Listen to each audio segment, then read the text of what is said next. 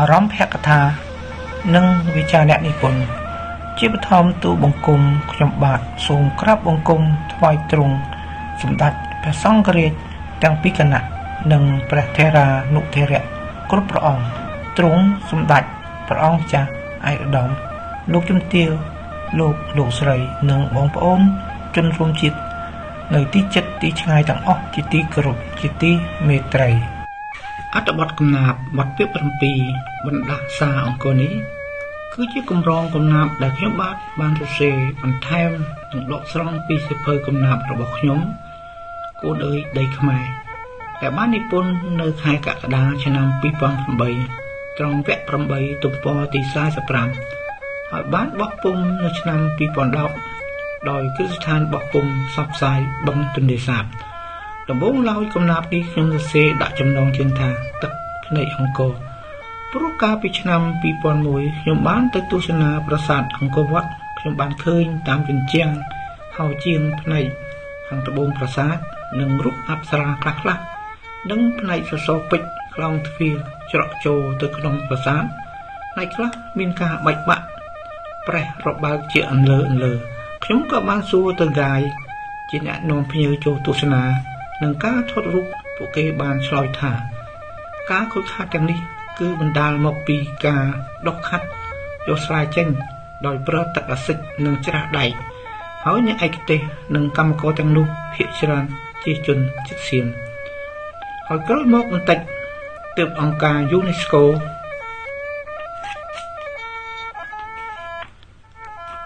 បានធ្វើការពន្យល់និងហាមឃាត់លើការជួសជុលសម្អាតប្រាសាទដោយពិធីនេះដោយសារតែពេលវេលាខ្លី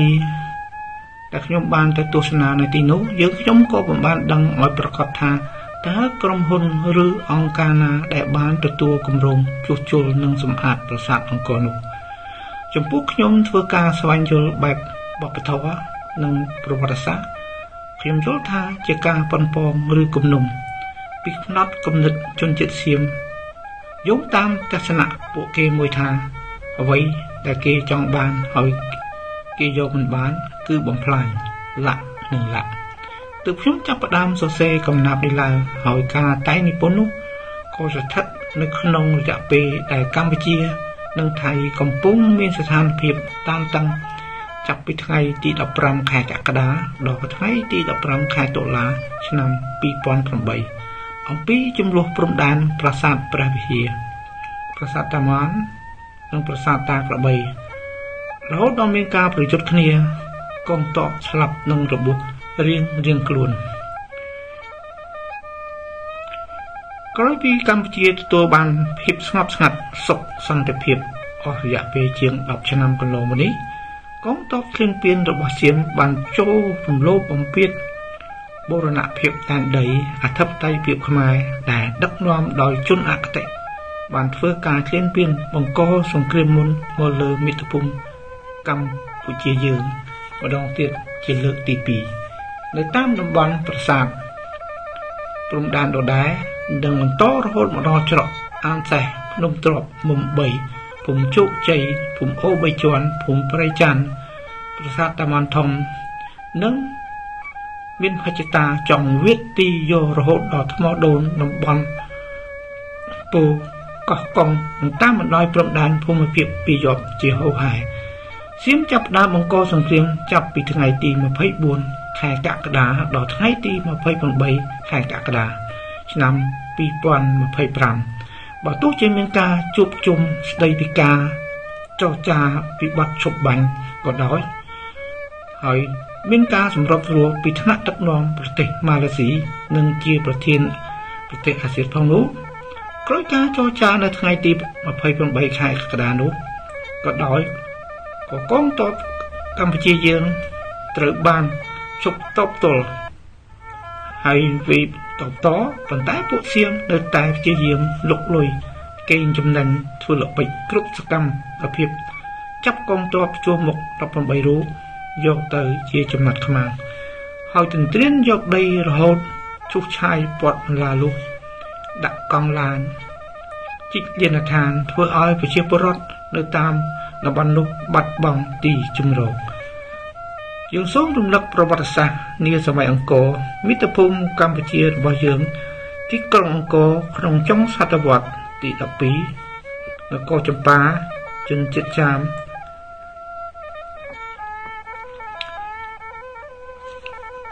បានធ្វើការលុកលុយស្លៀនពៀនមកលើចក្រភពខ្មែរក្នុងអំឡុងពេលឆ្នាំ1170ដល់1177ដោយស្ដេចនគរចម្ប៉ាព្រះនាមម៉ាយាអ៊ីនត្រាយ៉ាម៉ាន់នឹងបានធ្វើគុតព្រះមហាក្សត្រខ្មែរហើយបានកាន់កាប់បានមួយរយៈ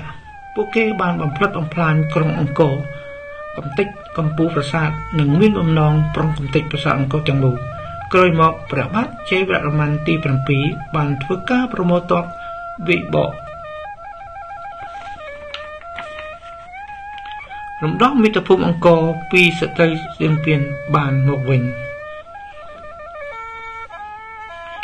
ហើយបានឡើង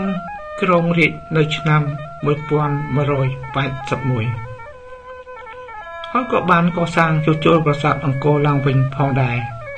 ចំណេះការនេះហើយដែលចាស់បុរាណគាត់តែនិយាយពោលថាប្រហែលជានគរចម្ប៉ាបានត្រូវបណ្ដាសាអង្គរហើយមើលទៅបានបាត់បង់នគររបស់ខ្លួនទាំងស្រុងហើយចិត្តសាស្ត្ររបស់ខ្លួនក៏ស្ទើរតែផុតពូជផងដែរចុះសៀមវិញបានទម្លាក់ក្របបែកនិងបាញ់ផ្លោងមកកំទេចប្រាសាទព្រះភិយាយើងដែរនោះតើអនាគតប្រទេសសៀមនេះនឹងជួបគ្រោះហន្តរាយឬត្រូវបណ្ដាសាអង្គរយ៉ាងណាដែរសូមអញ្ជើញសម្ដាប់ដូចតទៅកំណាព្យបទពាក្យ7អ្វីទៅហៅថាមហានគរគឺស្រស់បវរព្រៀបពំបានប្រាសាទក្បូកក្បាច់ប្រតិឋានសួគ៌ភូមិឋានលើវេហាគឺជាប្រាសាទអង្គរវត្តអ្នកប្រាជ្ញខ្មែរស្ទាត់ខំរចនាបីសពទិសទីក្នុងលោកាស្អាតស្រស់អស្ចារ្យលើផែនដីបាយ័នតាព្រំនិងតាមនបរិយខាន់ដែលល្បាញល្បីសុខសាយរន្ទឺចាំងរស្មីនិងរាជបូរីអង្គរធំខ្ញុំសែនស្រណោះអស់កូនចៅគេលួចយកទៅរាប់ម៉ឺនដុំគឺជាពួកសៀមប្រមោផ្ដុំអស់កូនចៅខ្ញុំរូបចំឡាក់ពេលនេះទឹកភ្នែកខ្ញុំស្រហូរគឺការទុនធ្ងរយ៉ាងប្រច័ក្សអាណិតអបខ្មែរខំប្រឹងឆ្លាក់មានចោលលួចលាក់ជាចរន្តគ្រាអង្គរបានដឹងត្រឹងសង្ខរមានគេចង់យកជាយូយាកុំតែខ្លួនខ្ញុំធំមហិមាមិនអាចព្រួតគ្នាគោះយកបានប្រាំងអើយប្រាំងថ្មអកតោះក្បូរក្បាច់លោច្បាស់ពីបុរាណសៀមតាប់យកទៅចៅសន្តានប្រត់ប្រាស់ខ្លួនប្រានធ្លាប់រលិចពួកវាប្រាថ្នាពងយូរឆ្នាំបែរមកយកកម្មផ្ដំទាវិញរុករៀនរំខានប្រាងដូរទិញកាត់ទុកទុំដេញរងទឹកភ្នែកអង្គរសុំស្រែកសួររកថាតើជាតិសាសនាមកជ្រៀតជ្រែកអាសិតជាប្រានហួតស្ងួតហែកក្បាច់របេះបែកបាត់ទៅណាអាសិតច្រាស់ដែកមកដោះខាត់ឲ្យស្បែកខ្ញុំខ្ចាត់សែនឈឺសាភ័យពុករលួយស្ទើរមរណាគឺជាចេតនាមានគំនុំតែខ្ញុំខុសអ្វីគ្មានមេត្តាធ្វើចិត្តរិះសាពងរំលំខ្ញុំរស់សងងំក្នុងព្រៃធំរស់សែនសុខដុមគ្មានសោកាទឹកភ្នែកអង្គរអង្គវផ្ដាំសូមខ្មែរចងចាំជួយរក្សាកុំលក់ខ្ញុំឲ្យជាតិសាសនាសូមជួយសាសសារចនាផងជួយខ្លំជួយស្ទាក់មើលថែចាំយាមកាមដូចឆ្មាំកុំមានឆ្កងកុំឲ្យសត្រូវនៅប៉ុនពងយាយីបំណងមករំខានអ្នកដែលបំផ្លាញនោះត្រូវសងថ្លៃច្រានកន្លងរាប់មិនបានបរដកថ្លៃហួសពីការស្មាន ល្បីគ្រប់ទីឋានជាតិខេមរាប្រាសាទព្រះខ័នបន្ទាយស្រីបន្ទាយឆ្មាល្បីអប្សរាមានព្រះអគ្គនេស្ដេចគុជសាស្ដេចក្រឹតអ្នកតាបាត់សិស្រីពួកចៅបុរាណដល់សម័យហើយខំកែច្នៃឲ្យបានល្បីយកអស់ខេត្តខណ្ឌដែនបូរីរួចហើយលោកលៃយកបន្តចង់យកស្ដេចគេជាស្ដេចខ្លួនខូចមិនចោលក្បួនកែយកល្អខំច្នៃប្រវត្តិឲ្យបវរដណ្ដើមភូមិករខ្មែរបុរាណពុទ្ធផលកុហកតតាមគ្នាកូនចៅញាតិវាញាតិសន្តានប្រភពឯមកពីយូណានរត់ចោលភូមិឋានមកស្រុកគេអាសត្វចោលសៀមចោលចង្រៃប៉ុនពងរាល់ថ្ងៃមិនងាករេចរិតចោលព្រៃពីបពេឆ្លៀនពីនដីគេមិនស្រាក់ស្រានកាប់កោះចម្លាក់យកធ្វើអ្វីយកទៅបំភ្លៃបំបត្តិដាននេះហើយជាជាតិបេតិឆានជាចៅសាមានដ៏សែនល្បីចម្លាក់ក្បូរក្បាច់ស្រស់ញញឹមខ្លះឈរទន្ទឹមមិនចេញស្ដីវាមកអាផ្ដាច់កាត់សិរស័យទាំងជើងដៃក្តីខ្លួនបែកបាក់វាខំឃោសនាបោកឲ្យលងខ្មែរណាដែលល្ងងចង់បានប្រាក់មករុកទន្ទ្រានលួចចងតាក់ឲ្យពួកខ្ញុំធ្លាក់មកខ្ទេចខ្ទីចម្លាក់ពួកខ្ញុំសូមបួងសួងទេវតាទាំងពួងព្រះធរណីកំហឹងខ្ញុំធំជាងគិរីឲ្យកម្មទ្វេពីទៅវាវិញសូមព្រះដាក់ទោសកុំឲ្យខានពុំមានសុខសានហើយទុំនិញក៏រយកព្យាបាទយ៉ាងជ្រក់ជ្រែងកម្មពៀវាវិញសូមក្រឡាស់បំផ្លាញប្រាសាទវិហារគុដូនតាយើងទុកចារឹកច្បាស់វិស្ណុសិវៈនិងព្រះព្រំទេវៈទូចធំព្រះគណៈខំលួចជញ្ជូនដោយលួចលាក់គឺរូបចម្លាក់សែនអល់អាបំផ្លាញដោយពួកអបលៈអាជ្រិវៈកាត់យកទៅផ្ដុំយ៉ាងទៀតរឿងមួយដ៏ស្រើ